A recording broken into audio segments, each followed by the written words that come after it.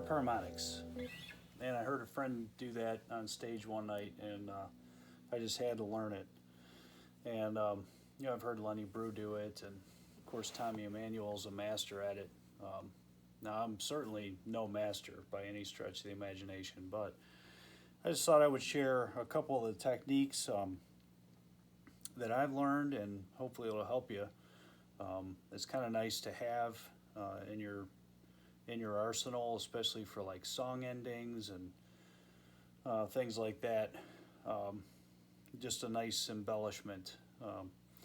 So anyway, where do you start? Well, the right hand technique is really the biggest thing.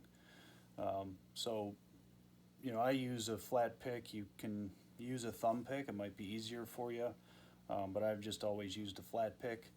So I grab the pick between my thumb and second finger, and I actually use my first finger to grab the harmonic at, let's say, the 12th fret.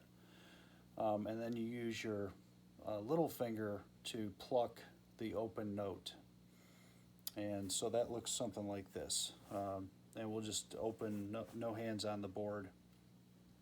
We'll start with the D string, open. We'll pluck that 12th fret of the E string. And again, I'm kind of picking down. So like, I almost put the pick before the finger, if that makes sense. Because the pick is making second, or kind of a little above the finger. So the pick is making second contact. The harmonic is making first contact, the first finger. And I just kind of tweak the wrist a little bit just to get that pluck from the pick. So anyway, again, it's D string, 12th fret of the E string, G string, 12th fret of the A string, B string, 12th fret of the D string, E string, 12th fret of the G string. So all together, it sounds like this.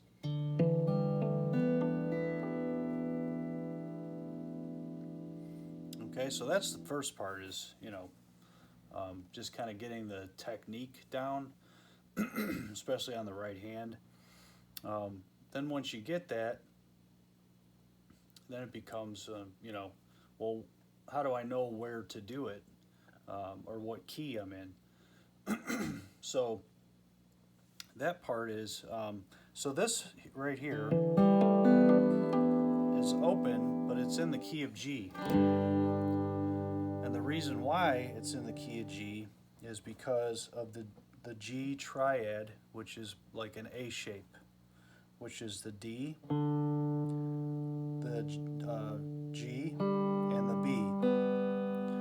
So A shape, what do I mean by that? Well, if you look at an open G, and you pretend like your finger's here at the nut, and you hear that G triad, let's say we move that up to A, and you bar that A, that A triad.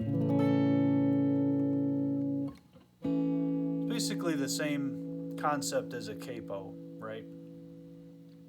So if you're playing an A, you've got your A triad, so you would just basically bar that entire fret, second fret, and then you'd move this part up 2 frets as well. So now I'm at the 14th.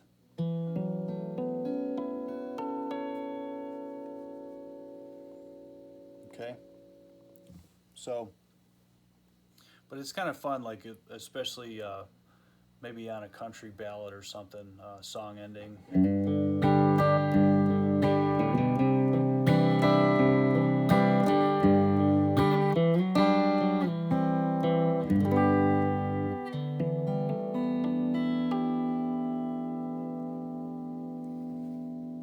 Okay.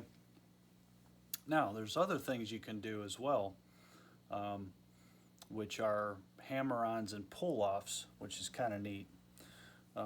So we'll just do one, which is, I'm going to grab the second fret of the E string, which is F sharp, and I'm going to hammer that on at the end. So that sounds like this.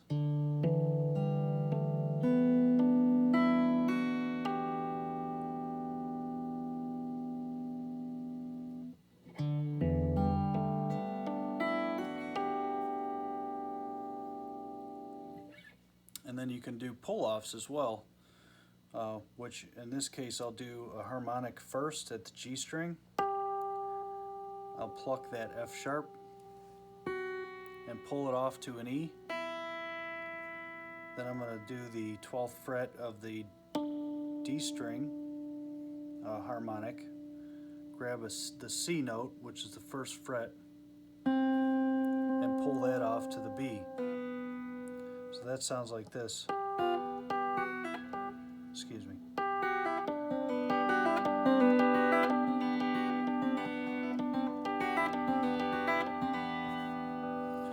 Then you can do combinations. So let's move up to A as an example. So I can go.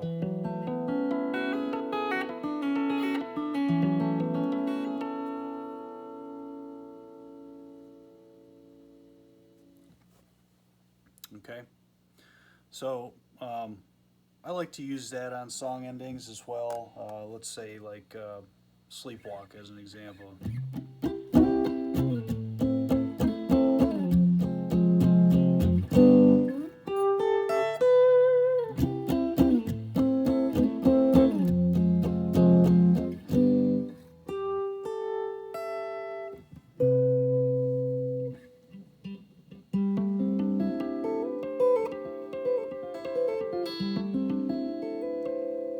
Once again, I'm in the key of C,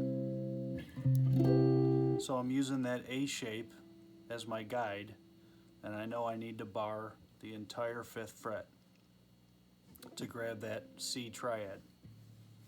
And then you just simply go up to 12 frets up from there.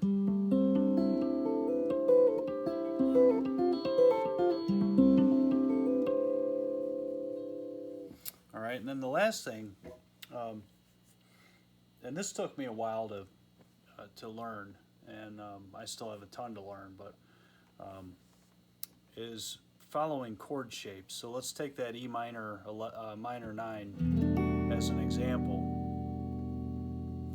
So you can do this by just following that chord shape. So if we move that up 12 frets, there's the chord shape. So then I just start on, like in this case, I'd start on the G string.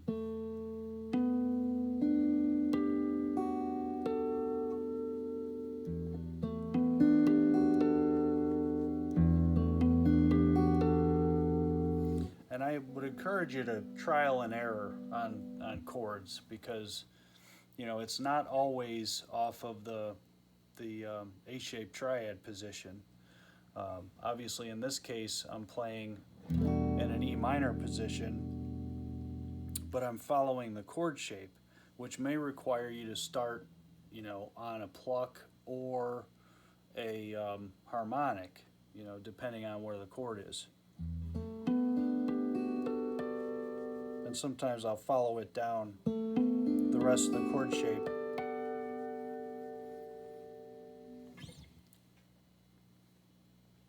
Yeah, so